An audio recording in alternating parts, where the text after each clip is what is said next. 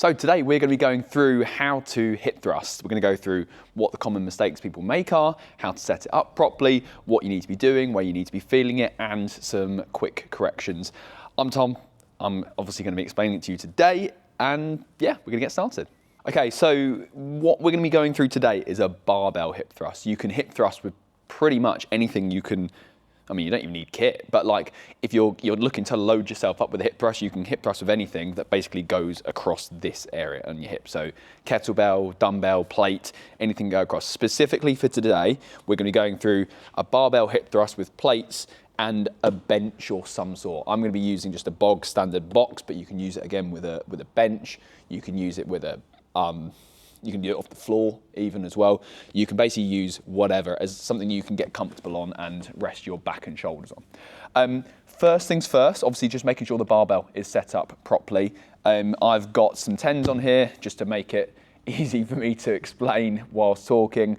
But just again, regular barbell, whack your plates on. Don't forget your clips at the end each side, especially important when you're learning how to hip thrust, because you know, you are going to start with see a little bit of movement across your hips where they're not quite as either stable or strong. You can get away with it a little bit more on like a bench press, but with a hip thrust, I typically do see with a lot of clients some instability across your hips. But anyway, what you need to do, obviously make sure your bench is set up, your barbell in place. If you've got a pad, brilliant. This is going to go in between and it hooks on just like so in this little gap in the middle, if you can see where the knurling is, which is the grippy bit.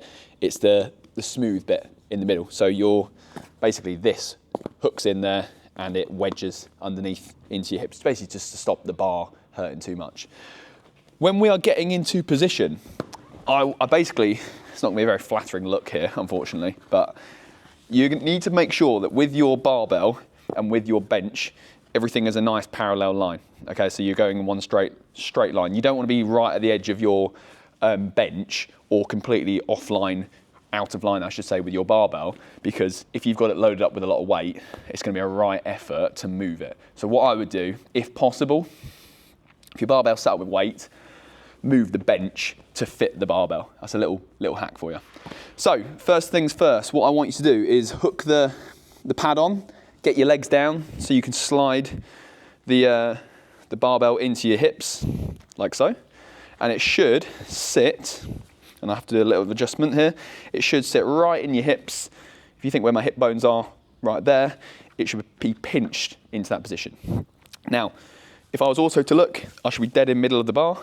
You know, I shouldn't be over across to one side. Again, use the knurling to help that you're in the right position. I actually need to shift over across a tiny bit to the left, to the right even, to your left, so I can get into position. What I'm going to do next is then get my feet into position. Okay, so I've gone from a flat position with my feet, flat on the floor, and I'm going to just kick them up slightly.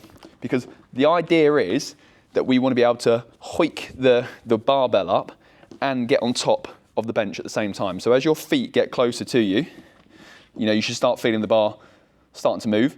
And so you get into a rigid position that you can drive up with your hips. So again, my feet are in line. So look at that. Yeah, my feet are in line with my shoulders.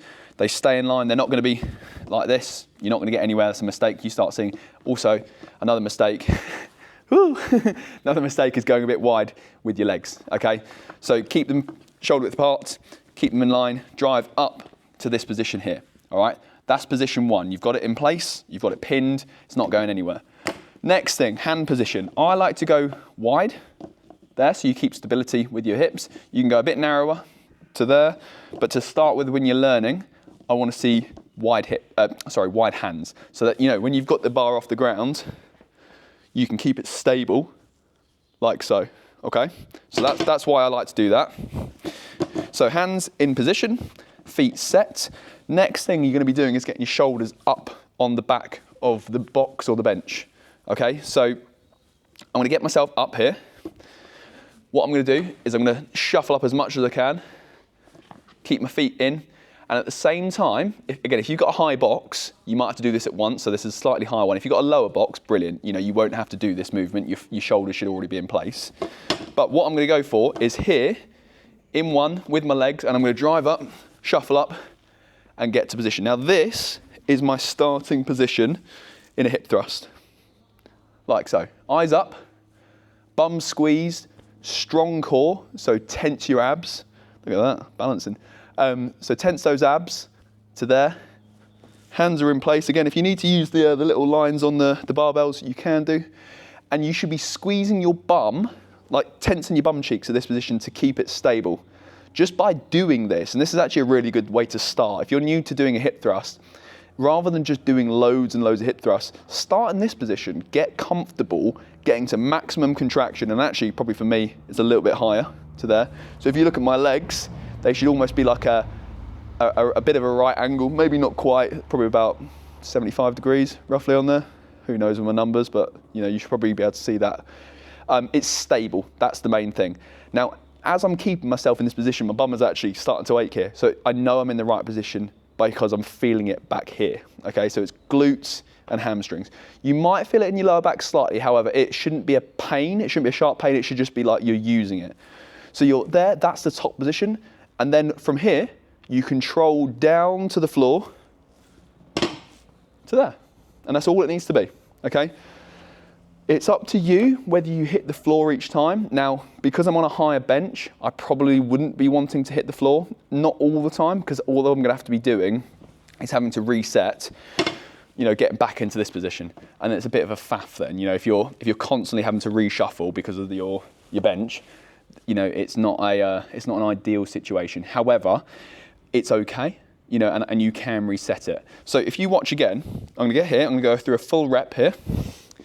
Into position, shoulders up, feet set, I've driven down, strong core, strong bum, and it is bang, up to there. Squeeze your bum, control down, bang, squeeze your bum.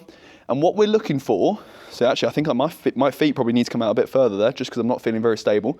What we're looking for is the barbell and the plates to come up at the same time. If they're coming up, this is a common mistake, if they're coming up and one's coming up higher than the other, you're just gonna feel it wobble around. If you need to slow it down, just so you can get a better feel for it, great. And it's the same on the way down. If you're finding that one's coming down, you know, and you hear one side, then the other, it means something's off, all right? So, again, getting into position, hand set, feet set, drive your feet into the ground. You know, you need your feet planted.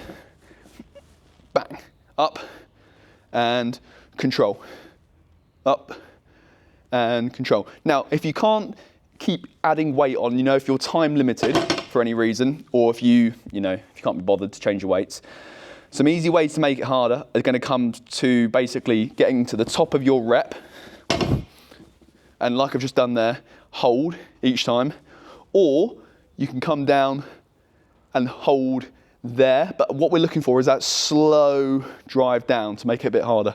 So it's slow, slow, slow, slow, slow, slow, slow, squeeze, hold it, slow, slow, slow, slow, slow, slow, slow, squeeze, okay? It's a nice way, I know it's not a very comfortable position for me down here, but it's a nice way of making the exercise harder without having to add too much more weight on there, okay?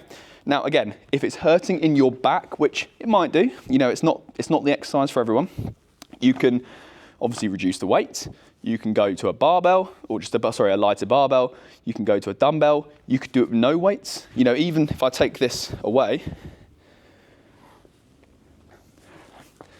even practicing like this, I hope that barbell doesn't roll back towards me, you can practice like this. Just getting into position, squeeze and control. And it's a good way, just to start with, to practice getting into position, okay? It's the same as if you have a kettlebell over your hips, same as having a dumbbell over there.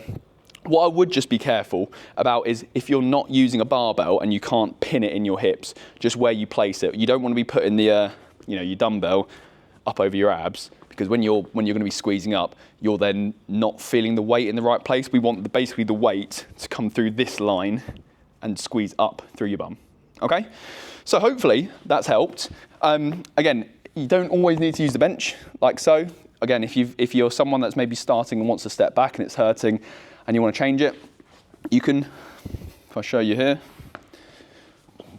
just lay flat on the floor. Again, it's another way of just dropping it down and starting again. Because you're using the same muscles, you're still squeezing. You'll probably feel this in your hamstrings, which are back here a little bit more. I can feel it in mine straight away. But again, it's a good way of just practicing that movement without really putting too much strain through your back. So yeah, hopefully that helped. Hip thrusts aren't easy.